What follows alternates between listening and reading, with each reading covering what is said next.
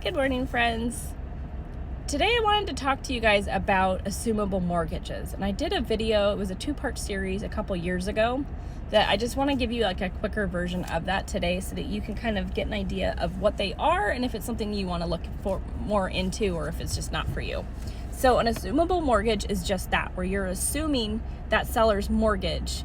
And the reason you'd want to do this is because of the interest rates. We have a lot of sellers that bought their house when we had what my lenders refer to as COVID rates or unicorn rates. And they were much lower than they are now, of course. So we have like 2.25%, I think, is the lowest it ever went. And now we're at hovering around 7%. So it gets really expensive really quick. So to give you an idea of why someone would entertain this idea, let's take a look at the numbers. So let's say if you weren't going to assume a mortgage and you're just going to go and buy a house for $500,000 today. And rates are kind of fluctuating a little bit in the 6.75, 6.9, 6.5. So let's just use 7% as a placeholder in this situation. So let's say just for $500,000, we're not talking about the down payment or anything like that. But using what I call the mortgage rule of thumb, which a lot of people will use this as well, where it's basically for every $100,000 in purchase price for your home, depending on the rates, if rates are at 7%, that's $700 for every $100,000. That's how you can calculate your monthly payment. And so for if you're buying a $500,000 house, that's 5 times 700, that's $3,500 a month that you'd have to pay for this home to buy right now today. And that's not taking into consideration the property taxes or insurance or any of that. It's just the principal and interest for your mortgage. So you could adjust this slightly and maybe do $750 or $800 for every $100,000 to kind of give it a little bit more accurate total for yourself. But just for the sake of this exercise, we're just going to do the basics. So $3,500, keep that in your mind. So let's say another scenario is a seller selling their home for $500,000, but they have a assumable mortgage at $300,000. And let's say their interest rate is 3%, again, to make it easy for math. So that's, again, for every $100,000, that's $300 because the percentage is 3%. So for $300,000 at 3%, that's $300.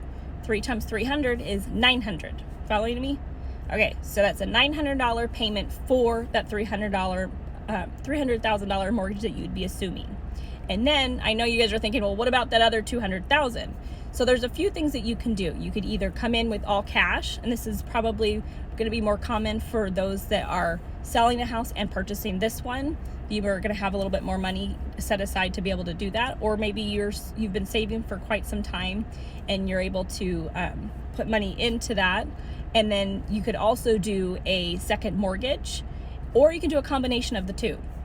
And so for those of you that are like, well, second mortgage and all of that, that's going to be, the current interest rates. But think about it this way. If you're doing, $700 for every 100,000, we're only talking about 200,000 here, right? So that's 2 times 700, which is 1,400. And 1,400 plus that 900 that we've been already talking about, that's $2,300 a month. Way less than the $3,500 we were just talking about. Okay, so it's over $1,000 a month that you'd be saving to do it this way.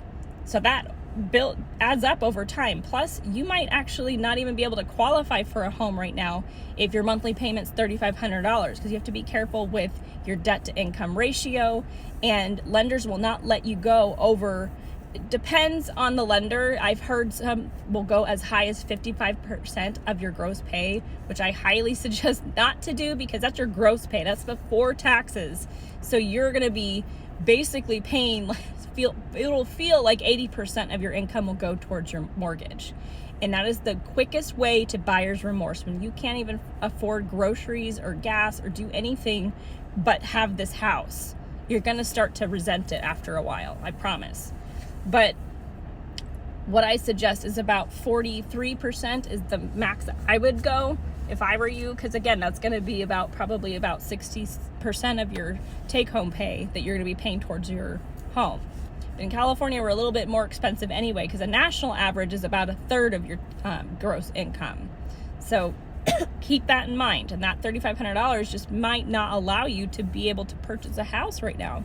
So if you could qualify for a mortgage and everything for $2,300 a month, that could be a game changer for you. Now, I do want to say, with an assumable mortgage, depending on the type of mortgage, some lenders will not allow this to happen. So you have to look into that. And it can be kind of complicated to even find a property of a seller that's willing to do an assumable mortgage, because there's a lot of paperwork involved and a lot of liability things that you have to look into that's not outside of the normal purchasing and selling a home, which is definitely possible. And you just want to make sure you're talking to a lender and a real estate agent and everyone that knows the process so they can make sure that you're taken care of. And then also, let's say it's a VA loan. It's something to think about here. And I actually had a phone call the other day with a potential buyer that they were looking at doing an assumable mortgage, and the current mortgage is a VA loan. So a VA loan is assumable, and it's up to the seller, because there's two options. If it's another veteran that has the VA eligibility that they could qualify for a VA loan as well, they are able to assume this mortgage, and that's fine. They have their own VA eligibility, everything's good. Now, the seller does also have the ability to assume it to someone that does not have the VA eligibility. And essentially what they would do is assign their eligibility to this buyer.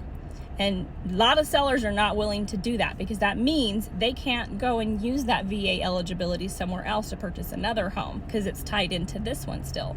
And furthermore, yes, they're going to be removed from the liability of the purchase of the home. And if you were to default on your mortgage at that point, the seller would have nothing to do with that. However, it's their VA eligibility on the line, and that cannot be used again until that is satisfied. So if the mortgage is $300,000 and the buyer defaults on it, that cannot be used until that $300,000 is paid back to that loan for the VA loan. So it's very important that you understand, as a civilian, if you do not have the VA eligibility and you are trying to ask the seller that does have the VA loan to assume to you, of what you're actually asking them to do. And most sellers are not willing to do so, because they've worked very hard to get their eligibility for their veterans benefits. So just be aware, it is an option, but it's not necessarily something that sellers are willing to do. So I hope this helps. If you have any questions, leave them in the comments.